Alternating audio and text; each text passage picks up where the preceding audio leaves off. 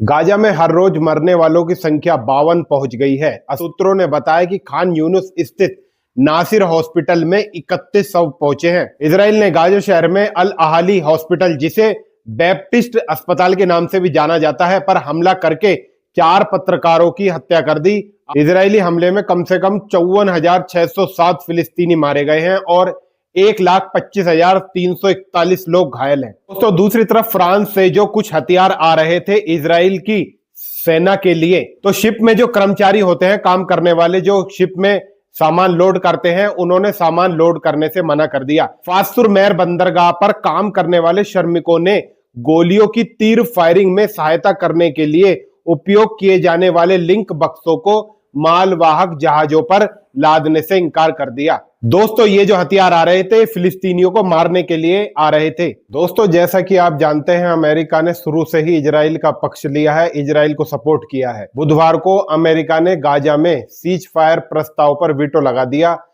कहा, इजराइल को अपनी रक्षा करने का हक है। इसमें करीब 14 देशों ने जंग रोकने के लिए वोट किया था। यूएनएससी में बुधवार को इसके लिए वोटिंग हुई, जिसमें 15 में से 14 देशों ने गाजा में युद्ध विराम यानी युद्ध को रोकने के पक्ष में वोटिंग करी। अमेरिका इस प्रस्ताव के खिलाफ मतदान करने वाला एकमात्र देश था, यानी उसने इस प्रस्ताव को रोक दिया। इसमें 10 देश Algeria, Denmark, Greece, Guyana, Pakistan, Panama, Korea, Sierra Leone, Slovenia और सोमालिया ने मिलकर प्रस्तुत किया था, जिस पर ब्रिटेन, फ्रांस, रूस और चीन ने भी सहमति जताई थी, जिस पर अमेरिकी राजदूत ने कहा कि अमेरिका इस प्रस्ताव के पक्ष में नहीं है। पाकिस्तान के पूर्व विदेश मंत्री रह चुके बिलावल भुट्टो जरदारी ने पीएम मोदी को इजरायली पीएम बेंजामिन नेतन्याहू का सस्ता वर्जन बताया है। संयुक्त राष्ट्र यूएन में बुधवार को एक प्रेस कॉन्फ्रेंस के दौरान भुट्टो ने कहा, मोदी खुद को इजरायली पीएम जैसा बनाने की कोशिश कर रहे हैं, लेकिन वे उनके आसपास भी नहीं है। भारत ने बिलावल के बयान की कड़ी निंदा की है। विदेश मंत्रालय ने कहा कि पाकिस्तान नए निचले स्तर पर पहुंच चुका है। विदेश मंत्रालय ने कहा कि भुट्टो को अपनी हताशा का गुस्सा पाकिस्तान में आतंकवाद के सरगनाओं पर निकालना चाहिए, जो आतंकवाद को देश की नीति का हिस्सा बनाए हुए हैं। अमेरिकी राष्ट्रपति डोनाल्ड ट्रंप ने 12 देशों के लोगों के अमेरिका आने पर पूरी तरह से रोक लगाने का आदेश जारी कर दिया है। उन्होंने कहा कि यह कदम अमेरिका की सुरक्षा और लोगों की जान की हिफाजत के लिए जरूरी है।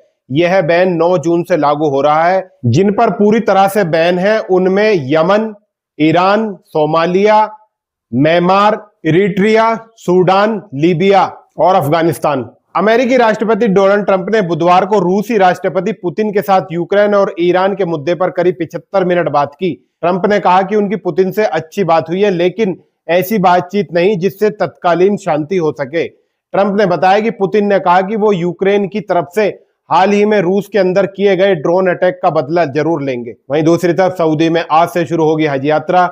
6 दिन में 25 लाख हाजी सऊदी अरब के मक्का पहुंचेंगे। भारत से करीब 1,75,000 लोग पहुंचे हैं। दूसरी तरफ बांग्लादेश में हाल ही में 1 जून को मोहम्मद यूनुस की सरकार ने एक नई करेंसी नोट से शेख मुजीबुर रहमान की तस्वीर को हटा दिया है। नए नोटों पर हिंदू और बौद्ध मंदिरों की तस्वीरों को छापा जाएगा। हालांकि पुराने नोट और सिक्के अभी चलन में रहेंगे। वहीं दूसरी तरफ एलन मस्क का गुस्सा अब ट्रंप पर फूट पड़ा है। उन्होंने कहा 3200 लाख करोड़ का कर्ज, 25% कमाई जा रही ब्याज में, अगर ऐसा ही चलता रहा तो कुछ नहीं बचेगा। दुनिया के सबसे अमीर कारोबारी एलन मस्क ने अमेरिका को कर्ज संकट की चेतावनी दी है। उन्होंने कहा, अमेरिका सरकार की कमाई करीब 25% का हिस्सा तो ब्याज में ही जा रहा है। अगर ऐसा ही चलता रहा तो हालात ऐसे होंगे कि सरकार के पास कुछ नहीं बचेगा। वहीं दूसरी तरफ लोगों, यूक्रेन की सिक्योरिटी ने दावा किया है कि उसने रूस और क्रीमिया को जोड़ने वाले कर्ज ब्रिज को उड़ा दिया है।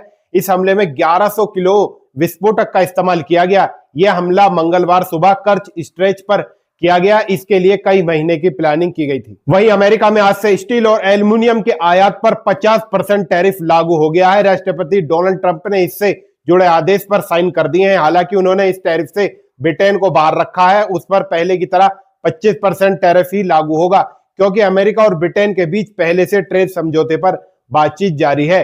ट्रंप ने 30 मई को स्टील और एल्युमिनियम इंपोर्ट पर मौजूदा टैरिफ को 25% से बढ़ाकर 50% करने की घोषणा की, यानी 39,000 करोड़ रुपए की भारतीय मेटल एक्सपोर्ट पर असर पड़ने की संभावना है। वहीं दूसरी तरफ बीबीसी अरबी टीम के कुछ सदस्यों को दक्षिणी सीरिया में इजरायली सेना ने 9 मई को हिरासत में ले लिया था। इस दौरान टीम के सभी सदस्यों के फोन और कैमरे भी ले लिए गए और उनकी तस्वीरें डिलीट कराई गई। बीबीसी की टीम कवरेज के लिए इजरायली सेना के कब्जे वाले गोलान हाइट्स की सीमा पर सीरियाई क्षेत्र में जाने की कोशिश कर रही थी, जिसे इजरायली सेना ने दिसंबर से अपने कब्जे में ले रखा है। वहीं दूसरी तरफ पश्चिम बंगाल शर्मिष्ठा पनोली को मिली अंतरिम जमानत। शर्मिष्ठा पर आरोप है कि ऑपरेशन सिंदूर के दौरान एक समुदाय विशेष की धार्मिक भावनाओं को आहत करने की सोशल मीडिया पर पोस्ट लिखा था, जिसके बाद उन्होंने पश्चिम बंगाल पुलिस ने गिरफ्तार किया था। शर्मिष्ठा ने ऑपरेशन सिंदूर पर बॉलीवुड एक्टर्स की चुप्पी को लेकर भी वीडियो बनाया था। इसी दौरान उन्होंने एक धर्म विशेष पर आपत्तिजनक टिप्पणी भी की थी।